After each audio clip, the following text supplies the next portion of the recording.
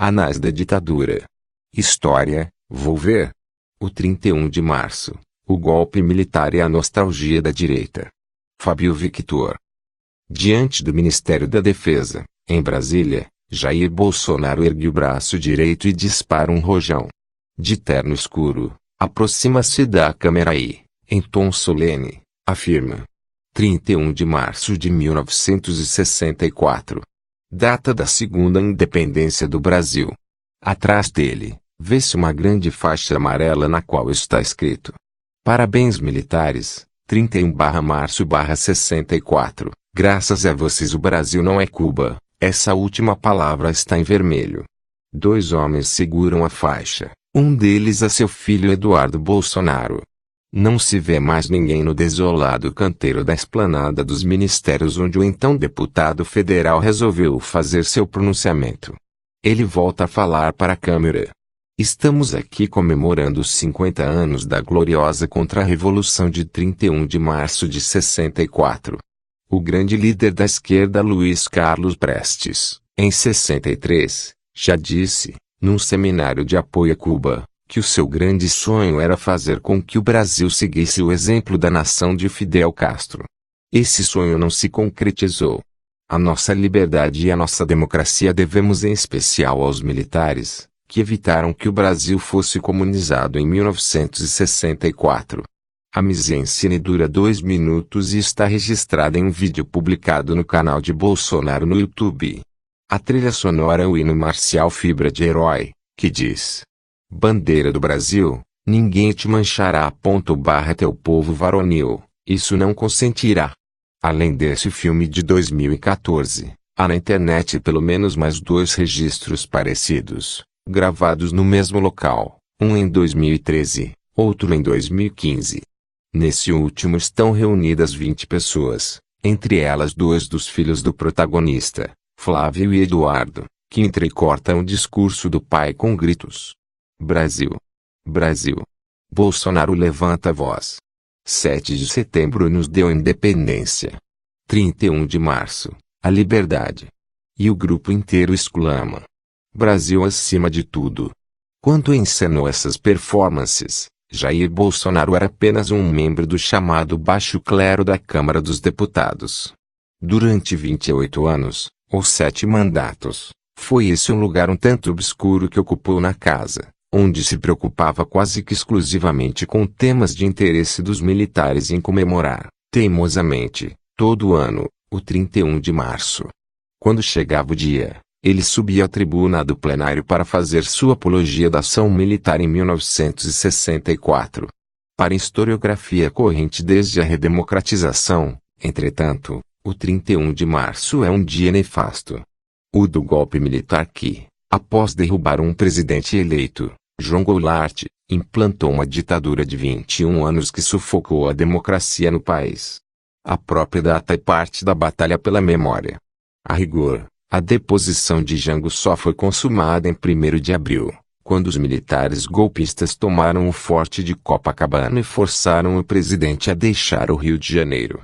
Já que a data é conhecida como o Dia da Mentira, os militares adotaram oficialmente o 31 de março, quando as tropas do general Olímpio Mourão Filho começaram a se mover de Juiz de Fora, Minas Gerais rumo ao Rio.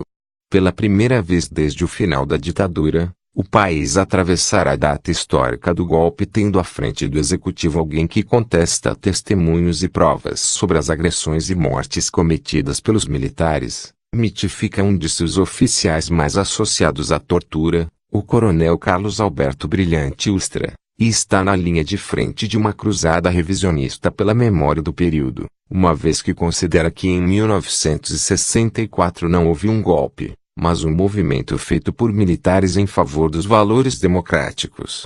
Neste ano, pelo menos 2 unidades importantes do Exército, a SPSEX, Escola Preparatória de Cadetes do Exército, e o COTER, Comando de Operações Terrestres, incluíram entre as datas festivas de seus calendários oficiais, publicados na internet, a Revolução Democrática de 1964.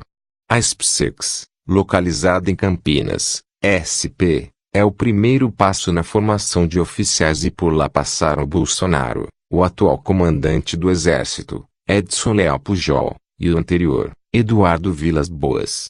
Solicitei uma visita às PSECs. O Exército pediu que eu antecipasse as perguntas que pretendia fazer no local. Entre elas, enviei 2 questões referentes ao 31 de março e ao golpe de 64. O pedido de visita foi rejeitado. Um assessor me informou que, na avaliação do Departamento de Educação e Cultura da corporação, ao qual a escola está subordinada, os estudantes ainda não têm maturidade para responder a perguntas sobre aquele episódio histórico. Os alunos ingressam na escola com idades entre 17 e 22 anos. O Exército também não quis responder que tipo de solenidades as PSECs e o COTER farão para comemorar a data nem se ela foi festejada nos últimos anos. O Exército tem, garantida por lei, autonomia sobre o seu sistema de ensino. Até 2014, os colégios militares do país adotavam um livro de história que contava que a Revolução de 1964 havia sido feita por grupos moderados, respeitadores da lei e da ordem e omitia as arbitrariedades e violações dos direitos humanos cometidas no período. A obra, História do Brasil, Império e República, da coleção Marechal Trompolsky, não fazia parte da lista do Programa Nacional do Livro Didático, PNLD, do Ministério da Educação, MEC. Ao discordar do seu uso em sala de aula, a professora de História Silvana Schuller Pineda, do Colégio Militar de Porto Alegre, foi afastada das suas funções. Recorreu à justiça e conquistou o direito de voltar a dar aulas. Procurei Pineda, que está aposentada desde 2014, mas ela não quis dar entrevista. Desde que reportagens foram publicadas sobre o assunto, os colégios militares adotam livros de história do PNLD, com relatos mais fiéis sobre o que de fato ocorreu. Segundo o comandante Leal Pujol, o modo como o 31 de março será comemorado neste ano depende da diretriz a ser expedida pelo Comando do Exército, em conformidade com orientações da Presidência da República e do Ministério da Defesa. A resposta do comandante às minhas questões chegou na forma de nota oficial. O movimento de 31 de março representa um fato histórico, enquadrado em um contexto mundial de Guerra Fria, quando 2 blocos antagônicos se enfrentaram, e que envolveu toda a nação brasileira, com ativa participação das Forças Armadas. Como tal deve ser estudado e melhor compreendido, levando-se em conta o contexto histórico em que está inserido. O ministro da Defesa, General Fernando Azevedo e Silva, numa conversa em 14 de fevereiro, deu a entender que a data não passará em branco. É um fato histórico, e tem que ser lembrado como tal. Teve a participação significativa das Forças Armadas? Teve. A mídia lembrou os antecedentes e o pós. Lembrou. Então por que não resgatar isso? Não vejo como omitir uma data histórica, como tantas que temos e que fazem parte do nosso imaginário, afirmou Azevedo e Silva, em seu gabinete no Ministério, a cerca de 200 metros do canteiro onde Bolsonaro costumava celebrar o golpe. O presidente da República não respondeu às perguntas que enviei sobre como pretende lembrar o 31 de março neste ano e se passará alguma diretriz às Forças Armadas a esse respeito. Na posse do diretor-geral brasileiro da usina binacional de Itaipu, General Joaquim Silva Luna, em 26 de fevereiro, Jair Bolsonaro se referiu ao primeiro ditador do regime militar, Humberto de Alencar Castelo Branco, como o homem que foi eleito presidente da República do Brasil no dia 11 de abril de 1964. Na verdade, o general foi escolhido em votação indireta pelo Congresso. E, ao lado do presidente paraguaio, Mário Abdo Benítez, chamou de estadista o ditador Alfredo Stroessner, de quem o pai de Abdo foi secretário particular. Poucos dias antes de o general Otávio Santana do Rego Barros se tornar porta-voz presidencial, quando ocupava ainda a função de chefe do Centro de Comunicação Social do Exército, perguntei a ele qual seria o comportamento da corporação sob o governo Bolsonaro em relação ao 31 de março e ao período militar. Não acredito que vá mudar muita coisa em relação a isso, disse ele. Não porque não achamos que o dia não mereça ser comemorado, Mas porque a história tem de ficar na história. Nossa percepção sobre o 31 de março nunca mudou. O que mudou durante um período foi a exposição sobre isso. Na caserna, é dado como certo que Bolsonaro fará alguma manifestação, ainda que seja um tweet. Seria o primeiro presidente pós-redemocratização a celebrar a data. Grupos de direita também se preparam para o aniversário. A produtora Brasil Paralelo anunciou para o dia 31 de março a pré-estreia do documentário 1964, O Brasil entre Armas e Livros. A empresa produz séries e programas para a internet com conteúdo de direita e tem entre os seus colaboradores o polemista Olavo de Carvalho, o blogueiro Flávio Morgenstern e o deputado Luiz Felipe de Orleans e Bragança, do PSL. Ditadura, regime militar ou revolução? O Brasil Paralelo está produzindo um documentário inédito para resgatar o período mais deturpado da nossa história, diz um dos textos promocionais do documentário. No começo de fevereiro, o deputado federal Eduardo Bolsonaro, filho do presidente, fez no Twitter a seguinte propaganda do documentário. 1964, o filme. Uma produção Brasil Paralelo que estreia nos cinemas dia 31 de março falando verdades nunca antes contadas, muito menos pelo seu professor de história. O governo é hoje dominado por militares. Além do presidente, que é capitão reformado, de seu vice, general Milton Mourão, e de seu porta-voz, general Rego Barros, há 8 ministros oriundos das Forças Armadas e vários militares em postos importantes no primeiro e segundo escalões, um recorde da presença militar no executivo desde a abertura política. 55 anos depois do golpe, a grande maioria dos militares mantém a convicção de que cumpriram um dever cívico em 1964. Parte deles ainda se refere ao golpe que depôs Jango como revolução.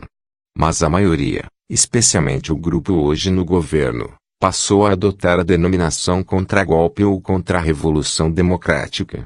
Depois da redemocratização, os militares se recolheram à caserna, mantendo-se reservados com relação ao 31 de março. Sempre que algum deles quebrava o silêncio tácito, eclodia uma crise política. Uma delas ocorreu em 2011, quando o general Augusto Heleno, às vésperas de entrar para a reserva, preparou uma palestra intitulada Contra a Revolução que Salvou o Brasil, para ser lida num evento em 31 de março. A informação vazou, e o então ministro da Defesa, Nelson Jobim, a mando de Dilma Rousseff, ela mesma uma ex-integrante da luta armada, ordenou que Heleno desistisse da palestra, que acabou cancelada. Desde então, nenhum comandante nem general da ativa se manifestou publicamente sobre a efeméride. Heleno é hoje ministro-chefe do Gabinete de Segurança Institucional da Presidência.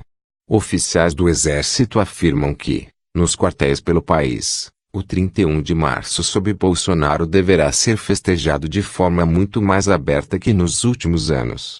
Um general da ativa que comanda um batalhão no interior do país e preferiu ficar anônimo me disse que o clima entre os militares é de alívio, por não precisarem mais sufocar algo que sempre tiveram como verdade. As últimas comemorações estavam muito discretas, quase escondidas. Os comandantes não convidavam ninguém de fora, não havia entrega de medalhas. 2 ex-ministros da Defesa corroboram a ideia de uma provável mudança de tom.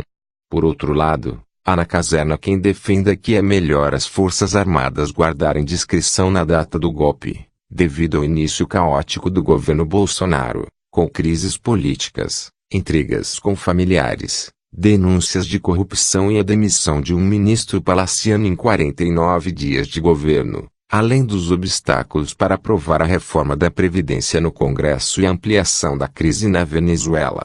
Conforme esse raciocínio, ainda que Bolsonaro resolva comemorar a data, seria melhor que os militares permanecessem em silêncio.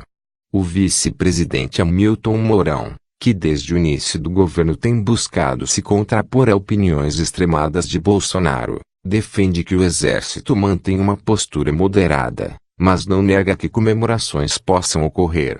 Julgo que a data será comemorada internamente sem estardalhaço, me disse o general em 16 de fevereiro. No final do ano passado, já eleito, mas antes de tomar posse, antes, portanto, de fixar uma imagem de prudência e contrapeso em relação ao presidente, Mourão fora menos assertivo. Quando perguntei sobre a possibilidade da volta das comemorações de 31 de março aos quartéis, o general ficou calado por alguns segundos e por fim respondeu: "Acho que o comandante do exército não vai ficar fazendo ordem do dia a respeito. Mas é um fato histórico, e o exército sempre comemora os seus fatos históricos. Mais que os militares, algumas autoridades civis em postos estratégicos do governo Bolsonaro escancaram sua postura revisionista com relação à ditadura militar, sobretudo o trio mais ideológico da esplanada. A ministra da Mulher, da Família e dos Direitos Humanos, Damares Alves, o ministro da Educação, Ricardo Vélez Rodrigues, e o ministro das Relações Exteriores, Ernesto Araújo.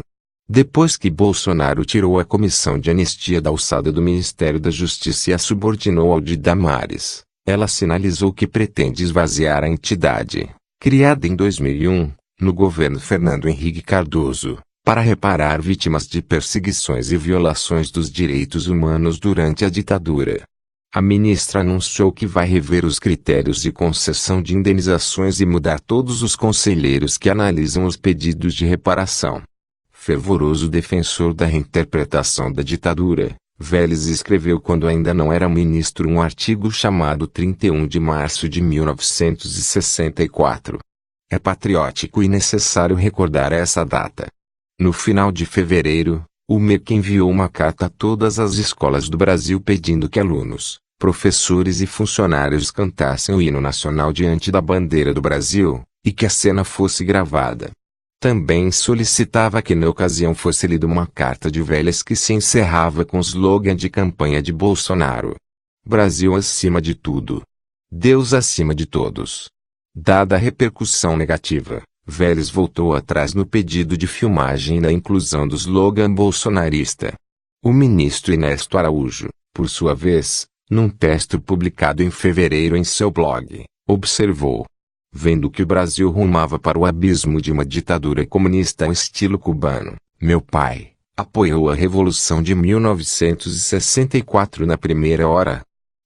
Acreditou que o caminho para a democracia e a liberdade no Brasil passava pela luta contra a subversão comunista."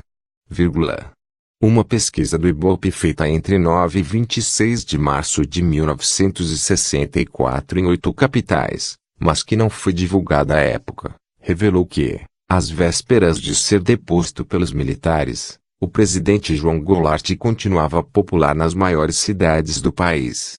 Em 5 capitais, Rio, Salvador, Recife, Porto Alegre e Fortaleza, entre 50% e 51% dos entrevistados afirmaram que votariam em Jango nas eleições presidenciais de 1965, caso ele concorresse, o que não era possível, na época, pois a Constituição proibia a reeleição.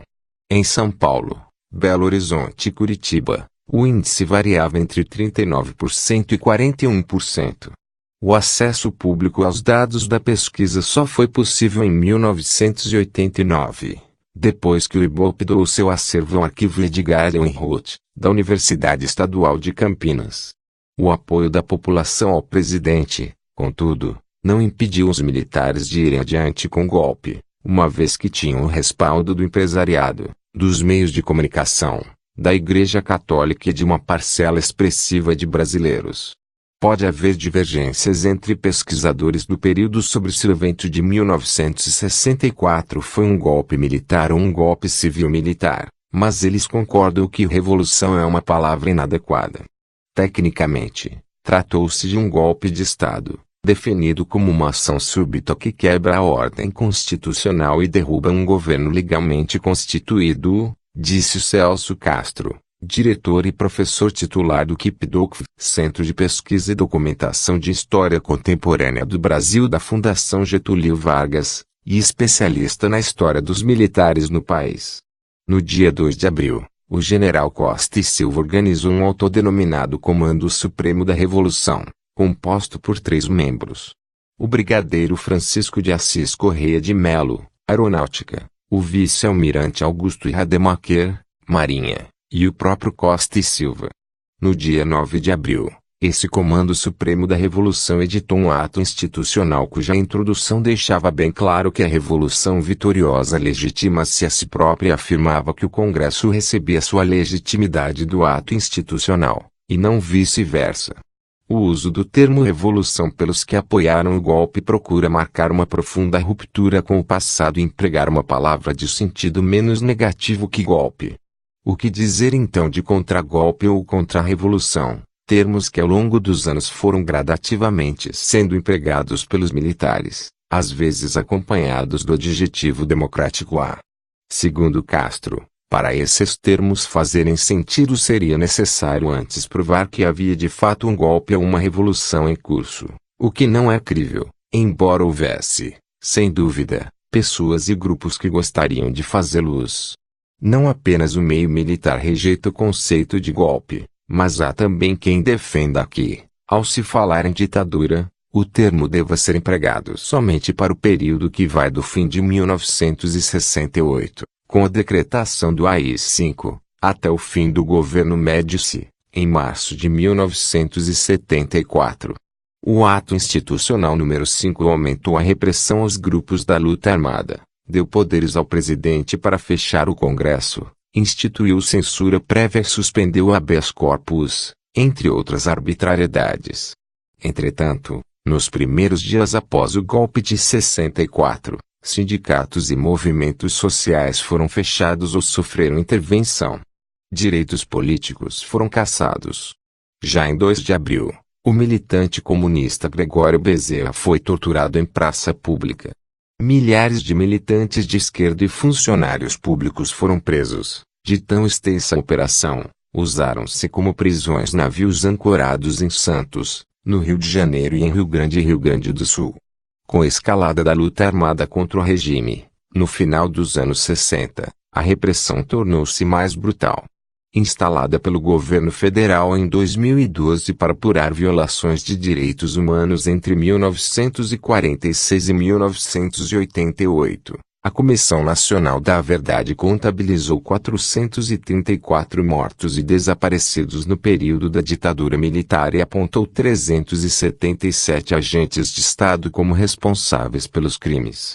Os militares não reconhecem o relatório da comissão e acusam de ter agido de maneira enviesada, por não investigar também os crimes cometidos por militantes de esquerda e por restringir a apuração ao período 196.485.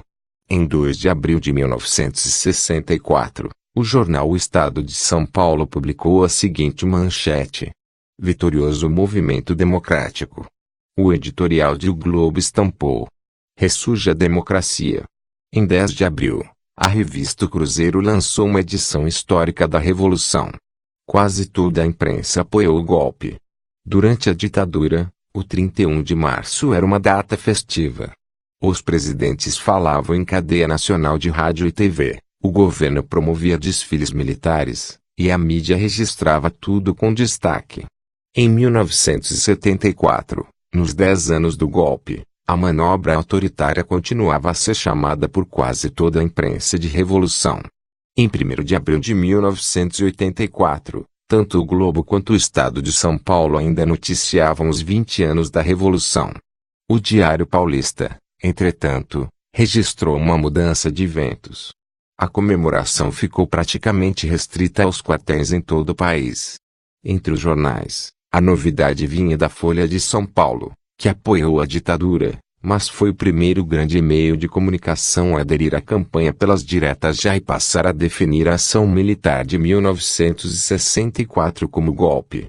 Nos primeiros governos civis depois da distensão, de José Sarney e Fernando Collor, os militares estavam fragilizados pela perda de poder e pela crise do país. Os choques com o executivo começaram a aparecer na gestão de Fernando Henrique Cardoso, que desagradou a caserna ao criar o Ministério da Defesa, subordinando os comandantes militares a um comando civil. Foi nesse ambiente que, em 31 de março de 2000, o Exército divulgou um informe afirmando que em 1964 ocorrera um ato de coragem moral para restaurar a democracia. O documento, intitulado Revolução de 31 de março de 1964. A história que não se apaga nem se reescreve, provocou mal-estar no governo de Fernando Henrique Cardoso, ele próprio vítima da perseguição política durante a ditadura. Em 1969, foi aposentado compulsoriamente do cargo de professor de ciência política da Universidade de São Paulo e teve os direitos políticos cassados pelo AI-5. Em 2004, já no governo Lula, um choque com os militares derrubou o ministro da Defesa, José Viegas. Foi o primeiro grande episódio de atrito entre a caserna e o governo civil depois da redemocratização. Em resposta a uma reportagem sobre o jornalista Vladimir Herzog, morto pela ditadura, o exército havia declarado que as medidas tomadas pelas forças legais foram uma legítima resposta à violência dos que recusaram o diálogo. Lula ordenou, então, que o comandante do exército, general Francisco Albuquerque, redigisse uma nota de retratação, o que foi feito. O episódio levou Viegas, que já estava desgastado, a deixar o cargo. Em sua carta de demissão, ele apontou a persistência de um pensamento autoritário no exército. Albuquerque protagonizou outro momento delicado durante o governo Lula, quando, em 2006, seu último ano como comandante do exército, fez uma ordem do dia com apologia ao dia do golpe. O 31 de março. Em memória, dignificado à época pelo incontestável apoio popular. Procurei Albuquerque para comentar os episódios. Ele preferiu não se pronunciar, alegando que está na reserva. Talvez, uma manifestação minha, não ajude meus companheiros. É um período que ainda requer atenção, justificou, por telefone. Quem nunca deixou de fazer alarde em relação ao 31 de março foi Bolsonaro. Nas ocasiões em que, como deputado federal pelo estado do Rio de Janeiro, usou a tribuna da Câmara para louvar o dia do golpe e o período ditatorial, ele sempre lembrava o apoio que os militares receberam das mulheres, da igreja, dos empresários e dos meios de comunicação. Chegou a dizer em mais de uma ocasião que o erro da ditadura foi torturar e não matar e dedicou o seu voto a favor do impeachment. Em 2016, a memória do coronel Carlos Alberto Brilhante Ustra, o terror de Dilma, nas palavras de Bolsonaro, que comandou do ecodido do Exército, em São Paulo, um dos principais centros de tortura durante a ditadura. Em 31 de março de 2004, Bolsonaro fincou cruzes no gramado da esplanada para lembrar colegas de farda mortos na ditadura. Ao discursar na tribuna da Câmara, ajoelhou-se para reverenciar a memória dos militares que, em 1964, evitaram que fosse instalada no país uma ditadura totalitária de esquerda. Em seguida leu trechos de um editorial assinado por Roberto Marinho no jornal O Globo, em 1984, em que o dono e diretor de redação do Diário Carioca justificava o apoio ao golpe de 64. Bolsonaro recorreria a esse texto em diversas ocasiões, inclusive na campanha eleitoral, quando citou, de memória, ao ser entrevistado ao vivo no Jornal Nacional. Em 31 de março de 2005, o capitão reformado se queixou. A data de hoje deveria ser comemorada com muita festa pelo Brasil. Infelizmente, interesses mais fortes e escusos fazem com que esta data passe praticamente despercebida. Em 2007, homenageou o 31 de março dizendo: acusam-nos de tortura e desvios, mas até hoje não encontramos nenhum sargento, cabo, coronel ou general rico, com 20 anos de poder. Em 2009, Bolsonaro glorificou os militares e atacou Dilma Rousseff, então ministra da Casa Civil e pré-candidata do PT à presidência, pela participação dela na luta armada. Em 31 de março de 2010, pontificou que em 1964 o Brasil deu início a 20 anos de glória, período em que o povo gozou de plena liberdade. Em 2012, como não estava em Brasília na data, Bolsonaro contratou um avião para sobrevoar praias cariocas puxando uma faixa com elogios ao golpe. Sou macho, mas estou arrepiado, disse o então deputado à imprensa, ao assistir paraquedistas saltarem com a bandeira do Brasil, outro evento comemorativo. Em 2014, no cinquentenário do golpe, Bolsonaro se empenhou com ânimo redobrado na tarefa. Além da performance na esplanada dos ministérios, fez um requerimento ao presidente da Câmara, Henrique Eduardo Alves, do PMDB, para a realização de uma sessão solene em homenagem ao 31 de março. Na justificativa, escreveu que os militares possibilitaram ao longo de 20 anos a consolidação da democracia, o respeito aos direitos humanos e um inegável progresso na geração de empregos e direitos sociais. Havia outros pedidos de sessão solene para lembrar a data, mas a fim de atacar o golpe e a ditadura. O presidente da Câmara deferiu o pedido de Luiz Erundina, então no PSB, e rejeitou o de Bolsonaro.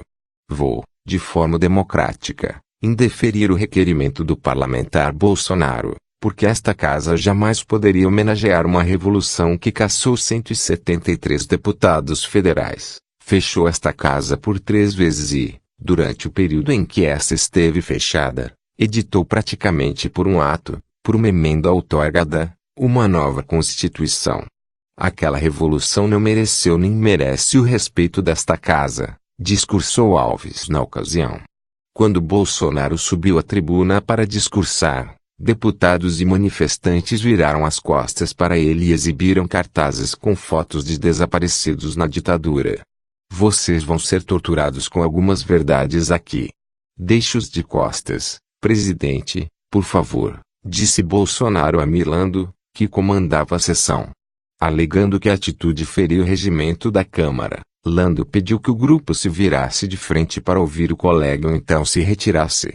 Como não foi atendido, encerrou a sessão.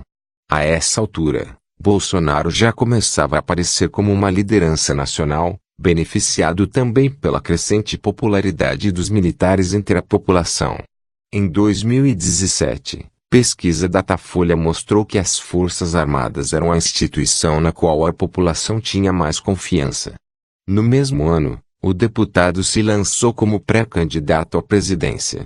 Não é improvável que os embates vistos nos 50 anos do golpe no plenário da Câmara se repitam no próximo 31 de março. Nunca a base governista foi tão direitista e tão alinhada aos militares. Indagado sobre o que o PSL prepara para a data do golpe, o líder do governo na Câmara, deputado Major Vitor Hugo Goiás, disse que ainda não havia conversado com Bolsonaro sobre o assunto e não quis falar sobre a ditadura.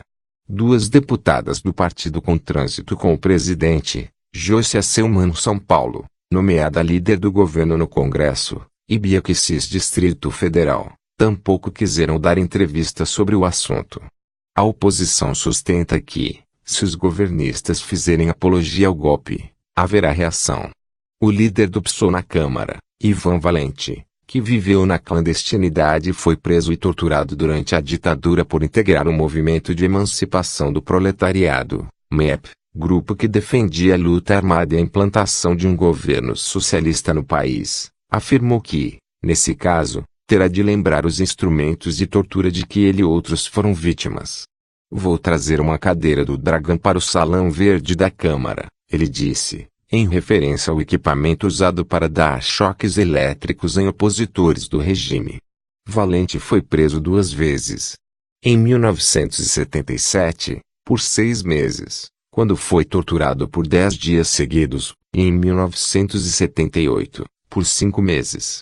Por mais que queiram fazer revisionismo histórico e cultural, você não reescreve uma história que já está gravada dentro e fora do país, com registros e documentos, evidências incontestáveis, cassações, fechamento do parlamento, censura, tortura.